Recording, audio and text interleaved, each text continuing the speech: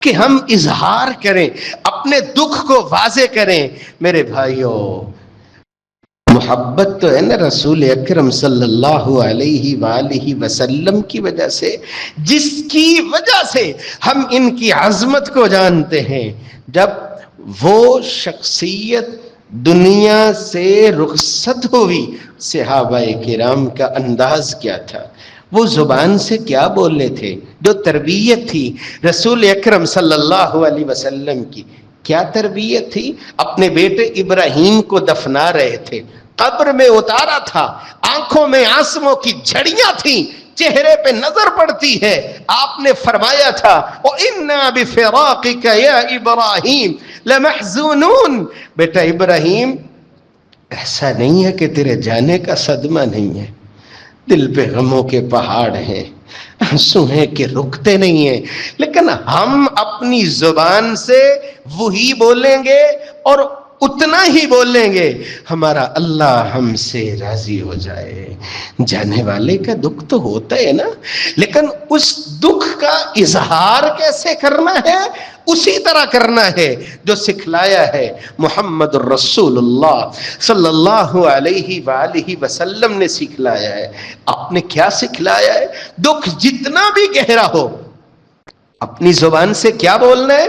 قرآن مجید میں اللہ فرماتا ہے الذین اذا اصابتهم مصیبہ قالوا انا للہ وانا الیہ راجعون اولئک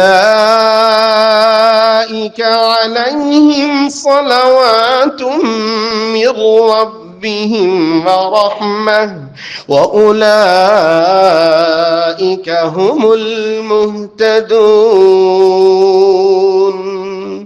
خوشخبری ان صبر کرنے والوں کے لیے جنہیں مصیبت پہنچتی ہے، دکھ پہنچتا ہے، پریشانی پہنچتی ہے، بولتے کیا ہے؟ اِنَّا لِلَّهِ وَإِنَّا إِلَيْهِ راجعون۔ بولتے کیا ہیں؟ الحمدللہ۔ جب کوئی شخص دکھ جتنا بھی گہرا ہو، فرشتے روح قبض کر کے لے کے جاتے۔ پوچھیں ان والدین سے جن کے جگر کے گوشے اپنے ہاتھوں سے انہوں نے رخصت کی۔ دل کو پکڑ ہوتی ہے نا جب زبان سے یہ بولتے ہیں۔ اللہ ان کی عظمت کو بڑھانے کے لیے فرشتوں سے پوچھتا ہے جگر کا گوشے ہی لے آئے ہو؟ جی اللہ آپ کا حکم تھا۔ فماذا قال عبدی، یہ بچہ تم لائے ہو، میرا بندہ زمین میں کیا کہتا تھا؟ یا اللہ حمیدک واسترجع، اس نے اور تو کچھ نہیں بولا، بولتا تھا الحمدللہ انا للہ وانا الیہ راجعون۔ اللہ فرماتا ہے ابنو لعبدی بیتا فی الجنہ وسموہ بیت الحمد۔ دکھ میں، پریشانی میں، اس گھڑی میں جس زبان سے نکلا ہے اِنَّا لِلَّهِ وَإِنَّا إِلَيْهِ راجعون، جس زبان سے نکلے الحمدللہ، جنت میں تعمیر کر دو، بیت الحمد کے نام سے ایک محل تعمیر کر دو۔ جو زبان بولتی ہے الحمدللہ، جو زبان بولتی ہے اِنَّا لِلَّهِ وَإِنَّا إِلَيْهِ راجعون۔ رسول اکرم صلی اللہ علیہ وآلہ وسلم دنیا سے رخصت ہوئے، کیسا دکھ بھرا موقع تھا، کیا باتیں تھیں، کیا ہو رہا تھا۔ سیدنا عمر فاروق رضی اللہ تعالی، غم برداشت نہیں ہو رہا تھا نا، تلوار پکڑی تھی، جو کہے گا اللہ کے نبی صلی اللہ علیہ وآلہ وسلم فوت ہو گئے، عمر کی تلوار اس کا فیصلہ کر دے گی۔ ابو بکر صدیق رضی اللہ تعالی عنہ اطلاع پہنچی تھی، گھوڑے پہ سوار ہوئے تھے، اترے تھے، چلے تھے، پاس پہنچے تھے، چہرے پہ بوسہ دیا تھا، واپس لوگوں کی جانب مخاطب ہوئے تھے، خطبہ ارشاد فرمایا اور فرمایا من كان يعبد محمد فإن محمدا قد مات۔ لوگوں جو محمد کی عبادت کرتا تھا یاد رکھنا رب کے نبی دنیا سے رخصت ہو گئے۔ ومن كان يعبد الله فإن الله حي لا يموت۔ جو اللہ کی عبادت کرتا تھا میرا اللہ موجود ہی رہے گا. ساتھ ہی آیت تلاوت کرتے ہیں وَمَا مُحَمَّدٌ إِلَّا رَسُولٌ قَدْ خَلَتْ مِن قَبْلِهِ الرُّسُلُ أَفَإِن مَّاتَ أَوْ قُتِلَ انقَلَبْتُمْ عَلَىٰ أَعْقَابِكُمْ وَمَن يَنقَلِبْ عَلَىٰ عَقِبَيْهِ فَلَن يضر الله شيئا وسيجزي الله الشاكرين. سیدنا عمر فاروق رضی اللہ تعالیٰ عنہ تلوار رکھتے ہیں، فرماتے ہیں سنا تو پہلے بھی تھا لیکن آج ایسے لگتا ہے یہ آیت ابھی ابھی اتری ہے. ایمان والے دکھ پہنچے، پریشانی پہنچے، مصیبت پہنچے، وہ ایسا اظہار کبھی نہیں کرتے. یہاں پہ محبت ہے رسول اکرم صلی اللہ علیہ وآلہ وسلم کی وجہ سے، اور وہاں سے ہی یہ ہدایت آئی ہے. ایسا نہیں ہے کہ دکھ نہیں ہے، ایسا نہیں ہے کہ پریشانی نہیں ہے. دکھ اپنی جگہ پہ، لیکن وہ نبوت والی زبان کہتی ہے اگر دکھ میں آ کے تم اپنے چہروں کو یوں تھپڑ مارتے ہو، اپنے گریبان کو چاک کرتے ہو، یا اپنی زبان سے ایسے جملے بولتے ہو، جس کی محبت میں بولنا ہے نا، جس کی محبت کے لیے ایسا اظہار کرنا ہے، وہی فرما رہے ہیں لیس منا من ضرب الخدود وشق الجیوب ودعا بدعوى الجاہلیہ. جو چہرے پہ مارتا ہے، جو گریبان چاک کرتا ہے، یہ ایسا اظہار کرتا ہے جو بے صبری کو ظاہر کرتا ہو، اس سے کوئی تعلق نہیں ہے. محمد رسول اللہ صلی اللہ علیہ وآلہ وسلم کا کوئی تعلق نہیں ہے. اے لیس علی سنتنا اے لیس علی دیننا الکامل.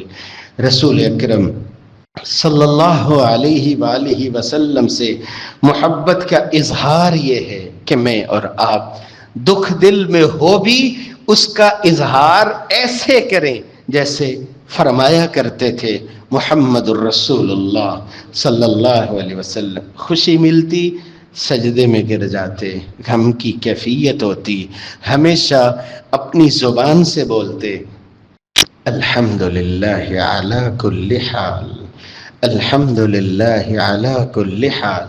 ہم حسن حسین رضی اللہ عنہما کی محبت کو ایمان کا حصہ سمجھتے ہیں، لیکن دکھ، پریشانی اور مصیبت، کسی بھی دکھ کا اظہار ہم ایسے نہیں کریں گے کہ اللہ کی ناراضی کو شامل ہو یا سنت نبوی صلی اللہ علیہ وآلہ وسلم کی مخالفت کو شامل ہو.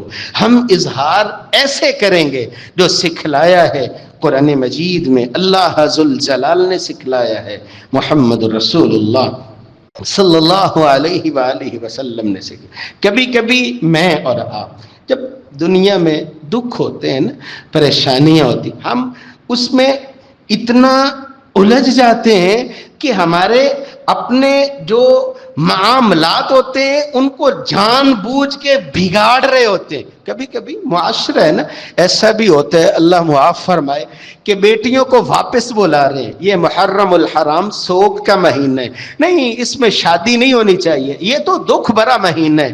آپ دیکھیں صحابیات، صحابہ کرام رضوان اللہ علیہم اجمعین، دکھ جتنا بھی گہرا ہوتا تھا، جن سے رشتہ جڑا ہوا ہے آپس میں، دکھ کی کیفیت میں بھی وہ ایسا رنگ بھرتے تھے، ایسا رنگ بھرتے تھے کہ رسول اللہ صلی اللہ علیہ وآلہ وسلم بھی دعائیں دیتے چلے جاتے تھے. چلیں اشارتاً سمجھیے، سیدہ ام سلیم صحیح مسلم میں 2144 نمبر روایت.